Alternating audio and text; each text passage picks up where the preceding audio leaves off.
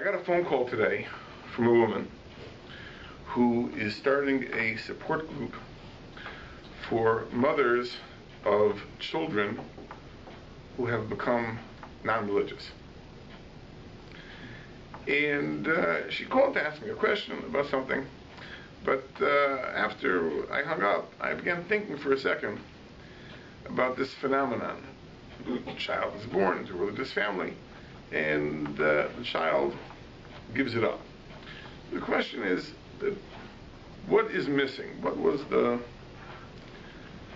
fault or the lack that the child perceived in his Jewish life that led him to investigate alternatives? I've talked about this on other occasions, and one point, which I think is a valid point, is that sometimes there is something of the emotional experience which is lacking in Jewish life. We focus on the intellect to a great extent, and sometimes we don't feel the passion, we don't have an outlet for emotional ecstasy and expression in Judaism, and that may be something that these teenagers are lacking. But another thought came to my mind today, that even on the intellectual side, there is something missing. There's something which is deficient, which is the opportunity to express originality and creativity in our intellectual life. Because very often in Torah learning, we track the intellectual achievements of earlier generations. Whereas we have a parsha of Chumash. So as we learn Chumash in school, so we follow Rashi's approach, we follow the Ramban's approach, we follow the Orach Chaim's approach, we follow the Malbim's approach, we follow the Rav Hirsch's approach. And they're all very, very interesting. So I learned a lot. As I know what this person says, what this person says. I'm aware of the fact there may be many alternatives to the understanding of the parsha, but what I haven't had the opportunity to do is invest something of myself in the interpretation. There is no opportunity or little opportunity for, what do you say? And even when our children are asked to perform original work, often it is not genuinely creative, it's more synthetic. We put together a digest of the various opinions on the subject. And that is original work in a sense, but it doesn't allow for that creative outlet. There's nothing of my own, there's nothing genuinely original here.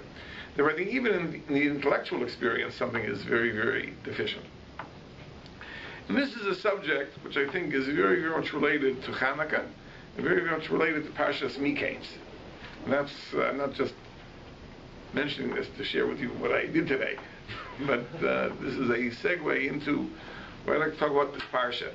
And in this week's Chanukah-Miketz and last week's Yeshiva, a very important theme of these parashas is the idea of dreams and the interpretation of dreams. And it's interesting to note that there are three sets of dreams. We have Yosef's pair of dreams. We have the dreams of the wine steward and the baker. And then we have Paro's pair of dreams. And what's interesting is that Yosef interprets the dreams of the wine steward and the baker exactly, on the button, exactly. His interpretation is correct. It is borne out. It turns out the dreams are in fact prophetic, exactly as Yosef foretold. Paro's dreams, exactly. Yosef interprets exactly on the button, exactly. And in turn, it's prophetic. 7 years of plenty, 7 years of famine. The interesting thing is that his own dreams, he seems to very seriously misinterpret. In other words, his own dreams of the sheaves bowing down to his sheaf and the sun and the moon bowing down to him, along with the stars, it seems that Yosef understands that this is a reference, or these dreams are both a reference, to the position he will take within the structure of the Jewish people. To the extent that when he shares the dream with his brothers, the response is, what, you think you're going to be our king? Or that's obviously how Yosef understood the dreams. First of all, the fact that he shared them with the brothers was, as we say in Yiddish, a narishkeit. I mean, it's foolish. Like, what did he think would happen? What did he think the response would be? It's like it's just breathtaking in the immaturity of it, the insensitivity of it. We'll talk about that too. But it seems that he was just wrong. Because in fact, how were the dreams fulfilled? Not as the king of the Jewish people, but as the de facto king of Mitzrayim. So it's not just that he makes a very serious mistake in sharing the dreams. It's really ultimately an incorrect interpretation. And why should that be? So we have to explore what is it that enables a person to interpret dreams. And once we understand that, then obviously we should understand this is a quality which takes time to develop. And initially Yosef did not have it, and later on Yosef acquired it and therefore was able to interpret dreams correctly. So what is the power, what is the talent that enables a person to interpret dreams? There's another factor. The first two dreams are about himself. The others are about other people. Which means, as we'll see, really it's even more inexplicable. For the reasons we'll explain. It should be easier to interpret your own dreams than others. And we'll explain why. The clue, I think, is a Rashi in this week's parsha, really a verse in this week's parsha. When Paro first has his dreams about the cows and ears of corn, so it says that he summoned all the sorcerers and all the wise men of Egypt, and he told them his dream. Ve'ein poser osam lefaro, and no one could interpret them for Paro. That's the redundancy. No one could interpret them for Paro. No one could interpret them. What does it mean, no one could interpret them for Paro? So Rashi says, interestingly, they had interpretations. They offered interpretations. Avalo Paro. But they weren't interpretations for Paro. That means no one could interpret them to Paro's satisfaction.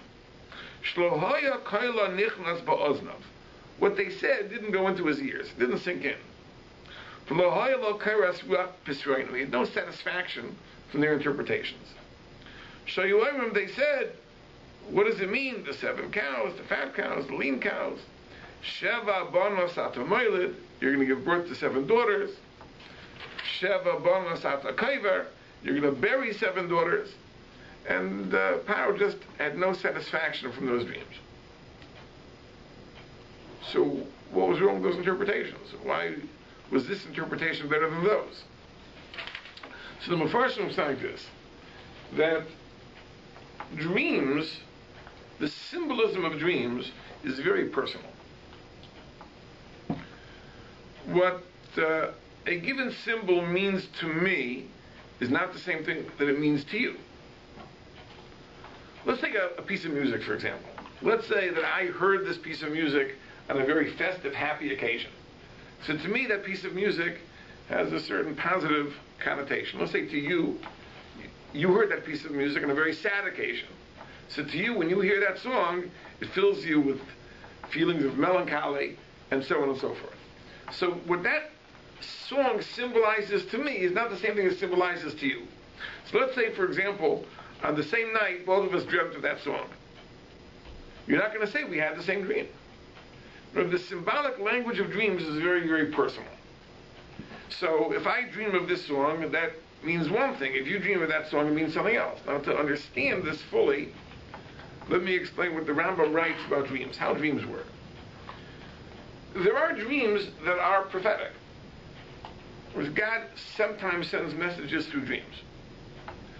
But the language of the dream is your symbolic vocabulary.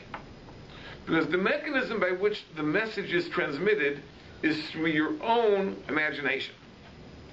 The kayach hamidam, your own imagination, is the projector with which the message is projected on the screen of your mind. As opposed to a genuine prophecy. In a genuine prophecy, the divine intellect attaches itself to your intellect. It is not mediated through the imagination. But a dream is not that way. A dream, God plants a seed in your imagination, and your imagination conjures up the images which represent that idea. And therefore it uses your particular symbolic vocabulary. So if the song means this to you, undoubtedly that's the message that God wanted to send. If the song means something else to you, that's the message God wanted to send you. Now let's talk about a cow. What does a cow mean? So to a farmer, his cow, his livestock, these are his most precious things. So if he is dreaming about cows, obviously, unless the dream is literally about cows, but if the cow is symbolic, it's symbolic of something which is very precious to the farmer personally. So what could be more precious than his cow? His family. His family. So therefore the interpreters said, well, if you have a dream about 7 cows, 7 fat cows, 7 scrawny cows, it must mean that you're going to have 7 daughters, they'll be born, they'll ultimately die, because the cow probably symbolizes a family member. Makes perfect sense. But that's what a cow symbolizes to a farmer. What does a cow symbolize to a king? A king, his thoughts are on a loftier plane. Right? Kings don't think about their personal affairs. Except, I should say, nowadays. In other words, President Obama spends more time on his picks for the NCAA tournament than he spends on thinking of the consequences of his deal with Iran. So that's why we're in the mess we're in. But a real king, Paro was a real king, his thoughts were on a different plane. Right? He didn't think about his children and his family and his livestock. Paro thought about the national economy, the gross domestic product. He thought about the economic cycles. So when Paro was dreaming about cows, the cows are not a reference, are not symbols of his personal affairs. So when the interpreter said that the dreams mean you'll have 7 daughters will be born, 7 daughters will die, it didn't go into Paro's head. That's not what a king thinks about. When Yosef came and said, no, this refers to 7 years, the economic cycle, years of plenty, years of famine, Paro said, oh, that's what it means. That makes sense. On my level of thought, on my plane of thought, that's what the dreams mean. Now this means that the power to interpret dreams means the ability to step into another person's shoes. The ability to understand what these things would symbolize to you. Right? The failure to interpret dreams means I think of these symbols as I would conceive them. And it's rooted in the failure to understand that people are different. In other words, if I assume that everybody is the same. If I think a certain way, everybody must think the same way, then obviously what the cow means to me is what the cow means to you. The understanding that everybody is different, everybody's individual, everyone has their own way of thinking, their own personality, their own station in life, means that every person has his own symbolic vocabulary. And therefore, what these symbols mean to me is not the same thing they mean to you. And that gives you the ability to interpret dreams. Now this, by the way, this idea that if I think a certain way, everybody thinks a certain way, is an error that we all make from time to time. Because we all think that, if I believe this, and I think this, and I feel this, who doesn't feel the same way? Now that's why men and women have such a hard time getting along. Because every man thinks that his wife thinks like a man, and every woman thinks that her husband thinks like a woman, and the men and women often think differently about certain things. And that's why it's inexplicable. Everyone throws up their hands in despair. Why does she think like that? Why does he think like that? It's clear. It's transparent. Everyone should see it the way I see it. Why? What is the problem? And the answer is, the Gemara says about men and women that they're considered 2 separate nations. Or in Shabbos says. They are different. And that's the insight that man is from Venus and women are from Mars, or vice versa, whichever way it goes. The idea is that they are temperamentally different. And that is the ability to interpret dreams. It was Yosef has this exquisite sensitivity and the ability to understand the other. And therefore he can interpret Para's dreams, he can interpret the Sarah Mashkin's dreams, the Sarah Eifim's dreams. But this ability is something which develops. You're not born with it. You're not born with it. And when you're a young person especially, and this is a phenomenon which has been studied, that little children don't understand this. Little children genuinely believe that what they want is what their mother wants. It's really the phenomenon of buying your mother a baseball glove for her birthday. Right? If I would want a baseball glove, of course she would want a baseball glove. How is it possible she wouldn't want the same thing that I want? Right? When you get a little older, you understand it's not the case.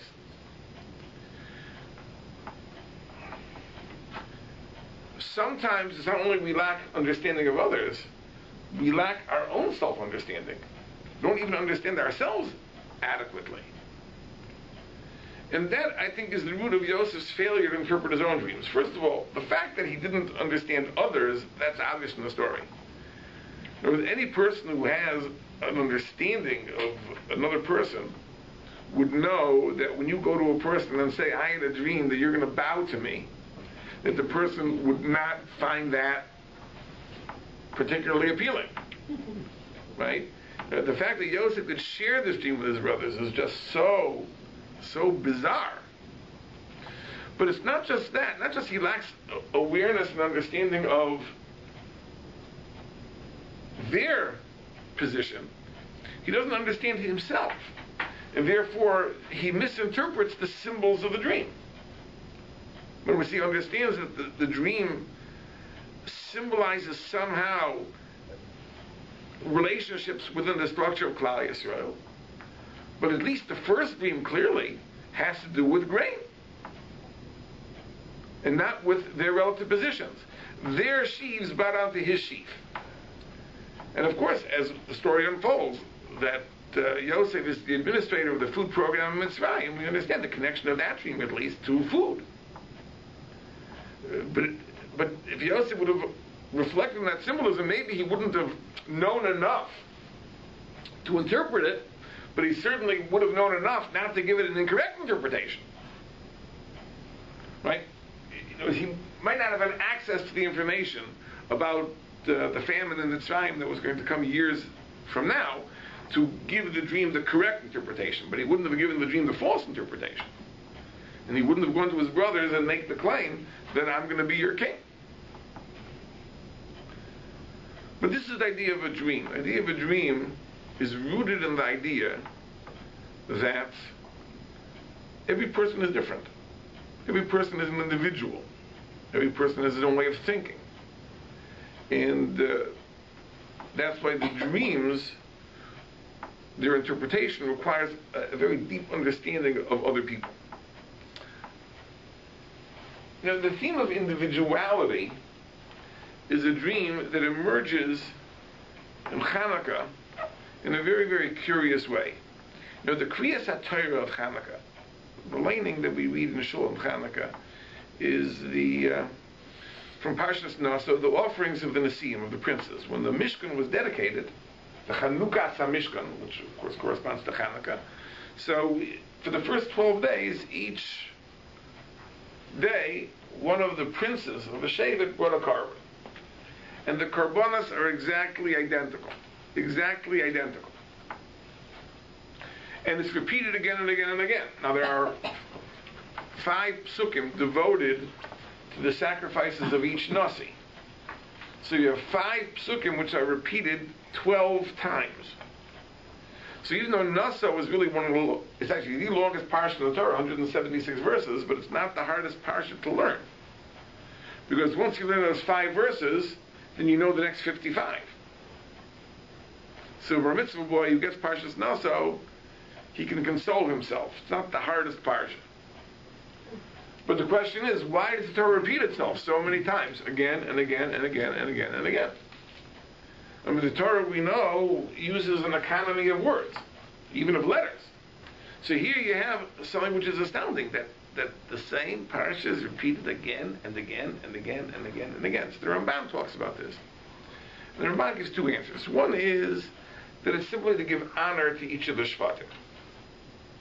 Whereas if the Torah would have mentioned the first one and then would have said ditto, ditto, ditto, ditto, that would have been a disrespect for the 11. So therefore the Torah repeated the parsha for each of the 12. It reminds me of the story I once read, I think it was in Ann Lander's column, that there was a girl who had a bridal shower. And everybody brings their presents, and they open the presents at the shower. To me, that's another bizarre custom. I don't know where that came from, but I don't think it's a Minig Yisrael. But everyone came with their presents, and the bride opens up the gifts. And the first gift is a beautiful teapot. Beautiful enamel teapot. And she is very grateful. Thank you so much. It's so beautiful. Then she opens the second gift, and it's the same teapot. She's not as effusive in her thanks. Thank you very much. The third gift is the same teapot. Apparently, the department store had that teapot on sale, and everyone thought this would be the perfect bridal gift. So everyone brought the same teapot. By the time she reached the fifth, she was ready to throw it at the person, kill them with it. But the point is, but everyone had the same good intention. So you really have to be equally grateful to each of them. The fact that each of them brought the same teapot doesn't mean that any of them had a deficient intent. Now, lahavdil, let me tell you a story, that there was a great mashgiach, Rabbi Eliezer. He was head of a yeshiva. And one day he's in the Beis Medrash, and someone comes over to him and says, I have good news. Such and such became a chassan, became engaged. And Rabbi said, oh, thank you so much for telling me what wonderful news. And he was just so happy the person told him. And 5 minutes later, someone else comes over to him and says, I have news. Such and such became a chassan. Says, oh, such wonderful news. Thank you so much for telling me. And over the course of the morning, 20 people came over to him and told him the same news. And to each one, he thanked him so much. Thank you so much. He didn't mention to any of it. He already knew the news. So someone who was sitting next to him and heard this happen again and again and again asked him, says, why did you react this way? He says, you already knew the news. So he says, that's true. I already knew the news. But each of them thought that he was bringing me good news. He says, how can I not be appreciative and thankful and grateful and express my excitement over hearing the news from them? Each person didn't know that the other person had already told me. So that's the sensitivity of Gedolei Yisrael. So the Ramban says this is the idea. The idea is that HaKadosh Baruch Hu couldn't praise the first Nasi and then say ditto, ditto. You have to give each one the same praise, and that's why the verses are repeated 12 times, once for each Shevet. But the Ramban gives another interpretation. The Ramban says that in reality, each of the Karbanos was different. Each of the Karbanos was different. Each Nasi brought a different carbon. Because each Nasi, each Shevet, plays a different role within the Klal Yisrael. Now, Yehuda, this is the tribe of Malchus, of kingship. And Yisachar is the tribe of Torah study. And Zvulun is the tribe of support for Torah, and so on and so forth. Each Shevet has its unique role. And each of these Karbanos symbolizes aspects of that mission. So the various components of the Karban, as brought by Yehuda, symbolize aspects of Malchus, of kingship. As brought by Yisachar, symbolize aspects of learning Torah. As brought by Zvulun, symbolize acts of support of Torah. So it's true, on the surface, the external appearance was the same carbon, same number of animals, same number of vessels, same amount of flour, same amount of incense.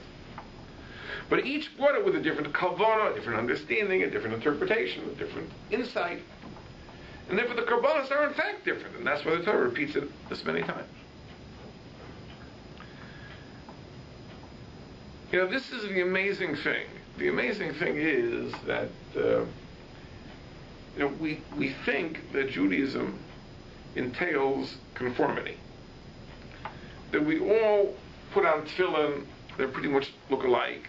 We all say the same prayers from the same siddur. We all eat the same matzah, looks pretty much alike. Our lulavim look alike. Our sukkahs look alike. Our Chanukah menorahs look alike. But in reality, that's only on the surface. The understanding and the emotion and the insight that we bring to these mitzvahs is unique. Everybody has his own interpretation. Everyone has his own understanding.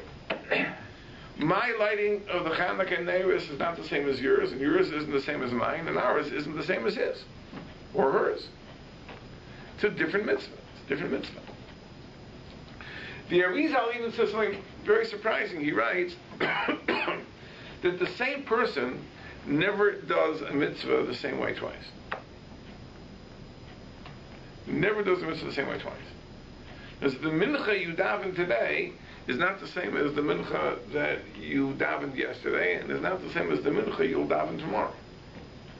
Because every day has its own challenges, every day has its own problems, every day has its own sentiments, and what you focus on today, when you think about today, is not the same thing as yesterday, not the same thing as tomorrow. And Arizal reads this into a Gemara in Brachas, an amazing Gemara. The Gemara brings a verse in Kehelas, which says there's such a thing as mu'uvas luyuchaliskain. There's something crooked which can't be straightened out. There are certain things that can never be fixed. So the Gemara says, what is an example of that? If you missed Shema one night or one morning, you missed Shema. Or shebitl tefillah shel shachar, tefillah shel arves, if you missed a Shmoneh Esrei. So that can never be made up. So the Rizal says, what do you mean can't be made up? Okay, it's true you missed this one, but you'll have tomorrow's. Why do you call that Mulbis L'Yichaliskai? So the Rizal says, because tomorrow's is not what today's would have been. Tomorrow's is different. Tomorrow's is tomorrow's. Today's is today's.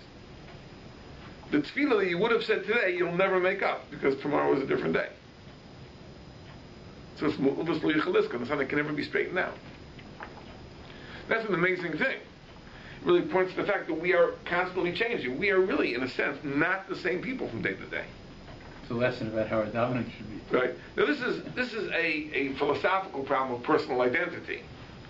That in what sense are we responsible for what we did yesterday? In fact, we are different people from day to day.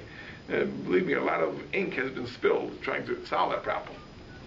But in a sense, it's true that we are not the same people. We grow, we evolve, we change, our attitudes change, our feelings change. There are things we know today that we are not sure about tomorrow, and vice versa. We are different. We are works in progress. And therefore, everything we do is unique. But even if you're not willing to accept that, but it certainly is true that every person is unique. Every person is an individual. Your experiences and your natural inclinations and your divine endowments all make you a unique person, and that insight makes your mitzvahs unique. The only way in which your mitzvahs can resemble other people's mitzvahs is if they are done thoughtlessly. If they are done thoughtlessly, therefore all you have is the external act, well, then yeah, my tefillin looks like your tefillin. But if you do it with understanding and with insight and with passion, then you've personalized the mitzvah. It's your mitzvah. It's nothing to do with his mitzvah. It's totally separate. It's totally unique. And that, I think, as I said before, is what is missing. Because what is missing is that we don't have this opportunity, we don't give our young people this opportunity to individualize their Torah learning, to individualize their practice of mitzvahs, because we place too much of a premium on tracking what has been said before and what has been done before, what has been taught before, and we don't give the person the opportunity to do it his way. Then you might say, well, wait a minute, we're going to give everybody the license to do it his way. I mean, maybe you'll get it wrong. Maybe you'll get it wrong. I'll share with you a story. I said the story before, but I think it's an important story. That there was a great Goin, Rabbi Eliezer Breitowitz. Rabbi Eliezer Breitowitz lived the end of his life in Eretz Yisrael in the Bayit V'Gan neighborhood. He was a Rav in Europe. He was the last Rav of Slutsk before the communists exiled him to Siberia. When he was able to be released to international pressure, he lived in England for many years. He was the head of the London Bezdin, and at the end of his life he lived in Eretz Yisrael. And in Bayit V'Gan he was neighbors with the Hasidic Rebbe, the Amshnover Rebbe, who also lived in Bayit V'Gan.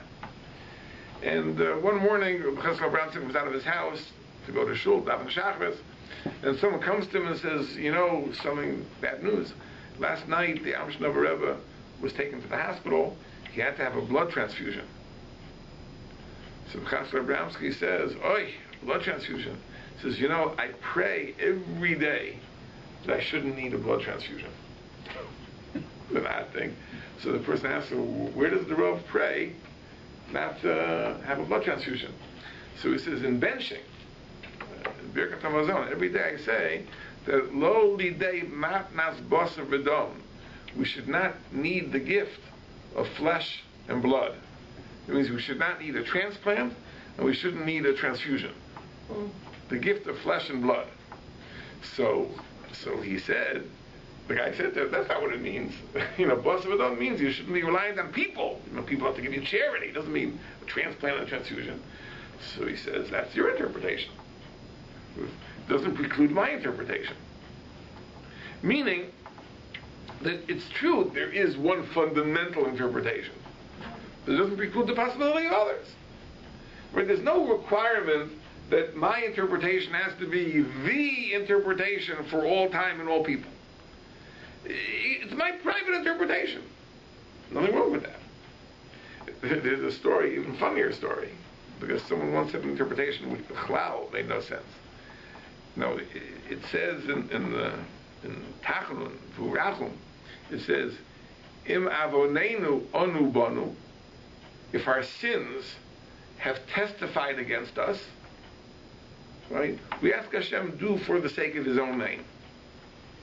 Now, onu banu, the word onu is ayin nun vav, onu.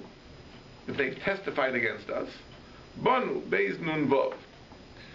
So, there was a person who came to the Belzer Rebbe once, and the Belzer Rebbe asked him, what does this line mean? Im avonenu onu banu. Just tell me what it means. So he said like this, Im avonenu, if we've sinned, onu bino, we are still God's children. Now, onu, meaning us, is spelled aleph nun vav, not ayin nun vav. And banu, bino, the vowels are different. But he said, if we've sinned, we're still God's children. Belzer Rebbe said that's a legitimate interpretation.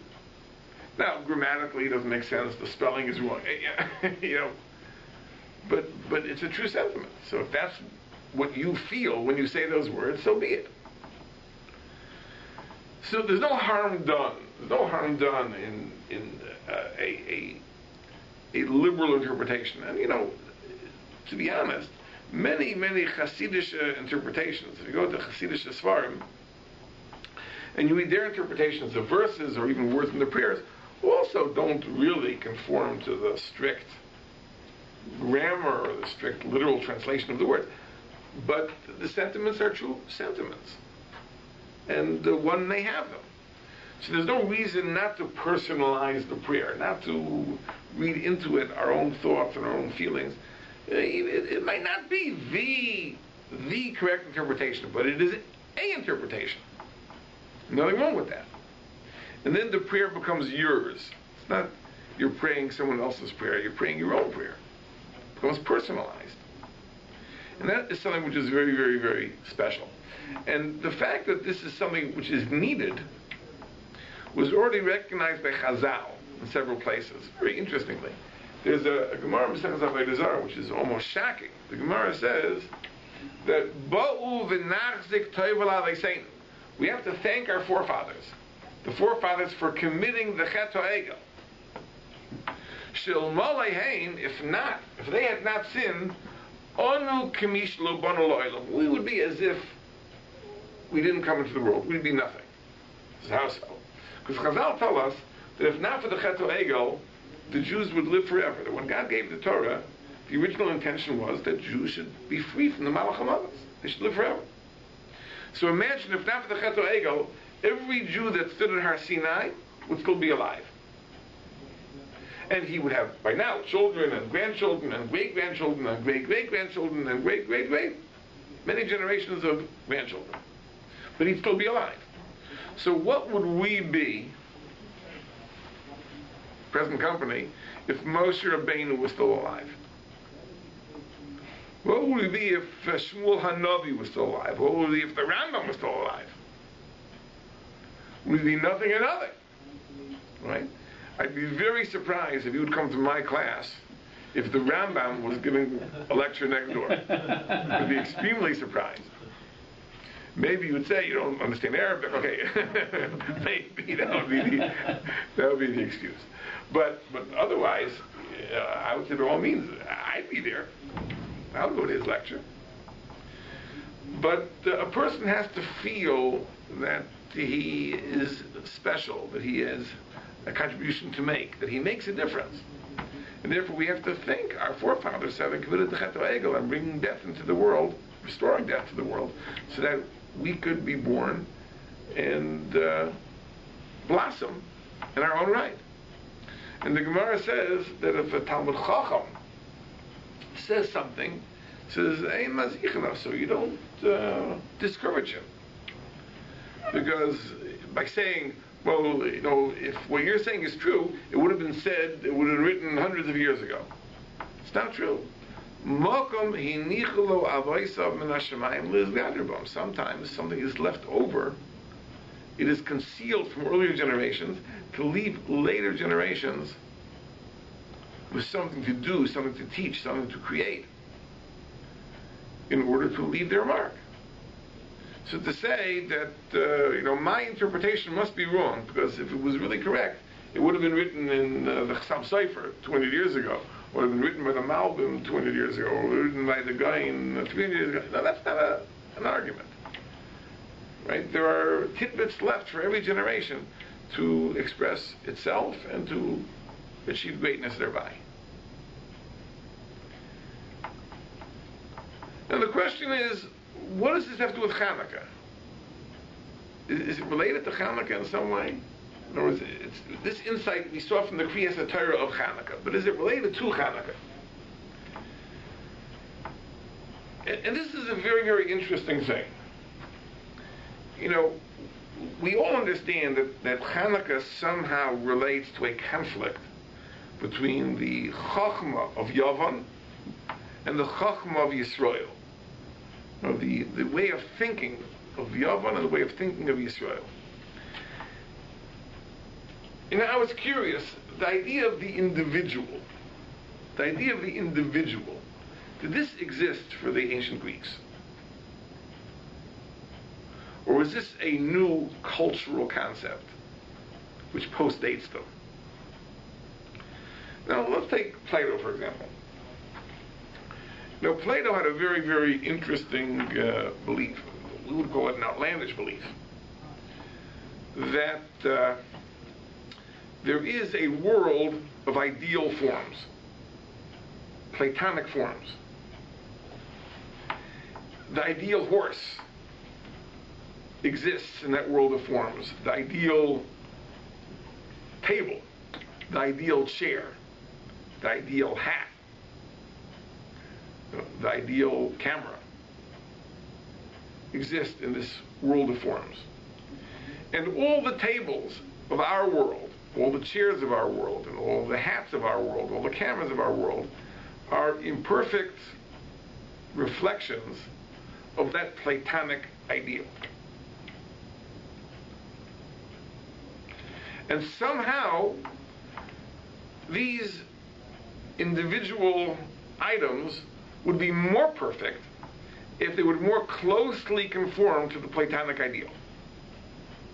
In other words, every camera is imperfect, because if it only conforms to the ideal form 75% of the way, it's imperfect. If it would be 80%, it would be more perfect. It would be 85% more perfect. It would be 95% more perfect than that. So every horse is not just different. Every horse is deficient, because it only conforms to the Platonic ideal of the horse more or less. Now, this is a very outlandish belief, but this is what Plato held. And you think about it for a second, that means that all individuality, all differences are illegitimate.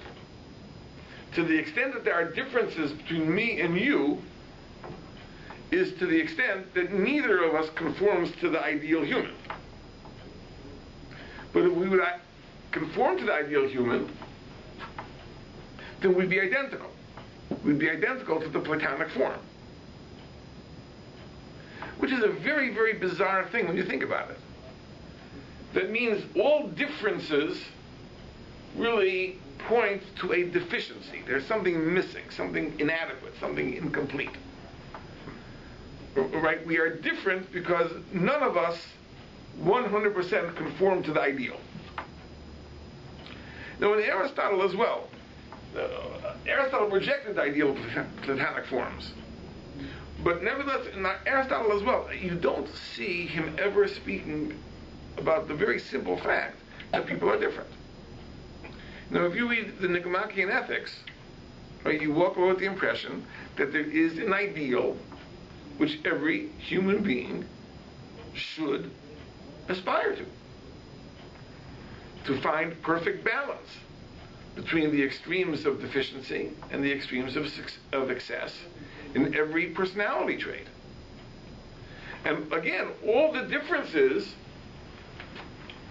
between us are accounted for by the fact that none of us has hit the target on the bullseye. Whereas I lean a little bit to the side of excess, and therefore I am reckless. And you lean to the side of deficiency, and therefore you are paralyzed by fear. But if you'd be on the target, we would all be prudently brave. In other words, there's no such thing as a legitimate sense of people just being different. And that's fine. That's to be expected and to be respected. Right? It's really, there's a single ideal that everyone should be within every possible personality trait and character trait. And just some people have a little too much of it, some people have a little of it. Now, this intrigued me, so I started researching this a little bit. And I saw that people have discussed this question. And they point out that to the ancient Greeks, there was no such thing as the individual. It says all perfection was a communal pursuit. The city-state, the palace, the polity. There was no room for individuality, there was no room for self-expression. It was all in the collective. In fact, the theory goes that if an ancient Greek would have wanted to assert his individuality, that would have been considered an act of, not just impiety, it would have been an act of secession from the community. Whereas you are not participating in the community to the extent that you are trying to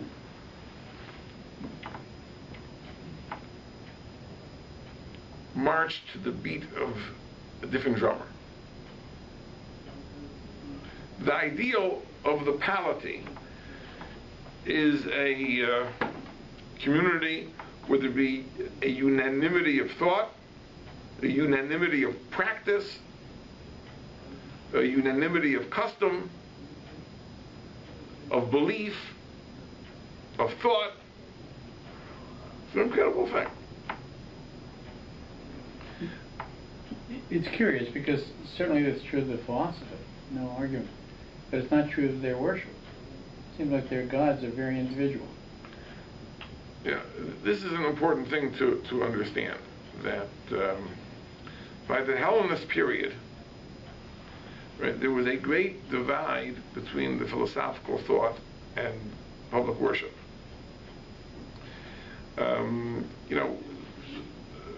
Socrates was executed, right, because his philosophy undermined the worship of the gods.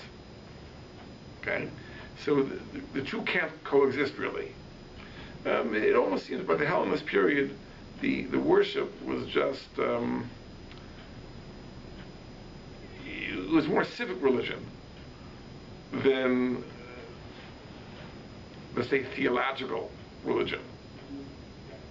It was something that was cultural. It was something like what Judaism is for many Jews today. It's the tribe.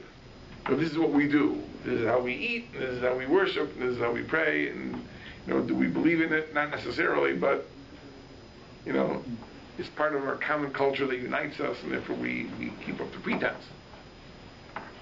But it's incredible that Aristotle, wrote volumes and volumes and volumes and volumes and volumes, and only refers to the myths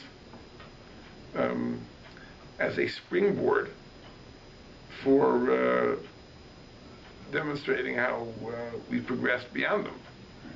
Right? He certainly doesn't discuss the myths in order to because they have genuine explanatory power.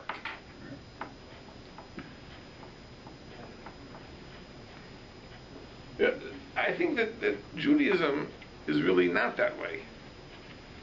Judaism, it's an amazing thing that you almost get the impression, if you read the books of Yeshua and Shoftim, that the ideal is that there should be no central government, because there's an ideal of Ish Hayashar Be'ein of Yasef, that every person should do what is right in his own eyes.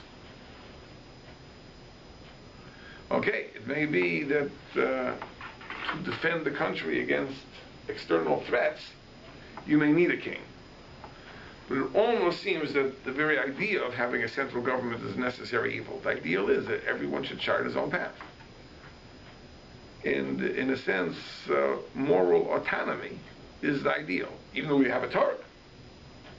But every person is meant to derive from that Torah a unique inspiration, a unique message to guide him in the course of his life. Yes? Can we teach our kids this by leading by example? Well, that's what it is. I think we're setting a bad example. Right? I think the example we're setting is an example which places too much of a premium on conformity, too much of a premium on thoughtlessness, too much of a premium on suppressing creativity. I think that we may be setting a bad example. I think that a lot of what we do probably is alien to the genuine kavana, genuine meaning of what Torah is meant to be all about. Today I'm being the gadfly critic. I'm not being an advocate for the status quo. I'm just saying I have this sense that something is really, really amiss. It's really a problem. And how do we change that? We can't change that. How do we change that? That's the glory of being a critic, right? The critic just criticizes. He doesn't advocate anything. It's when the opposition comes into power, right? That's when the trouble begins. It's easy to be a critic. It's hard to be an advocate. But I do think that some of the things we can do, which are not difficult, is in our educational systems simply to give kids opportunities to do things that are more self-expressive. But doesn't that broach halakhic issues potentially? I'm not saying that everyone should make up his own halacha. I'm not talking about Jewish practice. But I'm saying that there are things you can learn in Tanakh, right, which allow for multiple interpretations. Right? I'll give you an example. Let's take a verse in Mishlei, which says, "Shma b'ni musar avicha, ve'al titosh Torah sinecha." Right? Listen, my son, to the rebuke of your mother, and don't abandon rebuke of your father, and don't abandon the Torah of your mother. Okay, so this is the question jumps out at you, right? That why do we speak of what the mother's role is as Torah, and why do we speak of what the father's role is as Musar? Now, I can give you a shiur on this and tell you, okay, this is how Rashi learns, and this is how the Vilna Gaon learns in this parish, and this is how the Malbim learns in this parish, and this is how Rabbi Eliezer learns in this parish, and this is how the Art Scroll learns in this parish. I can tell you all those interpretations. How about giving the kid an opportunity? What do you say? What do you think? Think about it for 5 minutes. You'll discover something which is very, very frightening, that the kids don't want to think about it. You raise the question, what do you say? They say, well, it's not important what I say, just tell me what the Mefarshim say. Well, why not? We're not talking about something which is going to overturn the whole apple cart. I'm not saying, what do you think the halacha should be? In terms of Hilchas Shabbos, is this mutar or asur? There we have a halach, we have a Shulchan Aruch. But here, this is pretty innocent. And whatever interpretation you say, may have a valid point. And it may be that for the 21st century, your interpretation is more valid than the Mefarshim say, because it may be that their interpretations are really filtered through their 17th century or 18th century or 15th century lenses as to what roles of fathers and mothers were back then, right? But maybe nowadays, because of the changes in society, maybe mothers and fathers have different roles. Maybe the verse means something else nowadays. And maybe that interpretation is more valid, because you think about Mishlei again, Mishlei certainly seems to have a very different view of male and female roles. You look at Eishes Chayil, right, which is a chapter of Mishlei, the last chapter of Mishlei. That Eishes Chayil is the economic powerhouse of the family. Right? She works, she wheels, she deals, she does, right? And the husband has the luxury of sitting with the elders, studying Torah. It's great, right? The people that say that the kollel lifestyle, where the women work and the husbands sit and learn, right, is an aberration. It's only an aberration by comparison to some conventions which are fairly recent. But if you go back to Eishes Chayil, it almost seems that that might have been once upon a time the norm, at least in some families. These are all interesting things. So therefore, when you talk about interpretations of the father's role, the mother's role in a family, these are things that do change with time. So maybe the interpretation that the child gives for the 21st century is more valid for us than the interpretation that's given by the classical commentaries who were writing for very different times. So it may be simply as that, just giving kids opportunity to express themselves, to say a chidush, to say something novel. That might be enough. But imagine if you could come home from school and say, this was my chidush. This is what I said today. This is something new. Right? That's a great thing. And I think this is an area where Yavan and Yisrael may be at odds.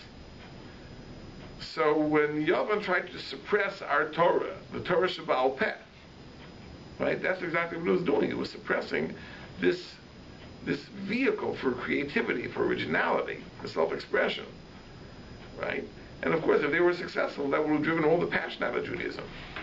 It would have been very easy to wean us away from religious practice if we didn't have that opportunity for personal investment in Torah. So this all may be a very, very important Chanukah theme. And I think that should be a lesson for us, that we have to, we are too often passive consumers of other people's pre-digested ideas. Right? We should respect our own intellects more and think deeply about the things that we learn, and maybe have our own insights and answer our own questions, ask our own questions and answer our own questions. We don't have to feel enslaved to everything that's been written before and been said before. And it may make a difference. It may give us more of a geschmack, more of a pleasure, more of a passion for our own Judaism. And maybe for those children who don't find much flavor in it, it may make a difference too. Okay, everyone should have a very happy Chanukah. Be'ez Hashem, we will meet next week. Monday night, we're not going to take off. We don't take off for Chanukah.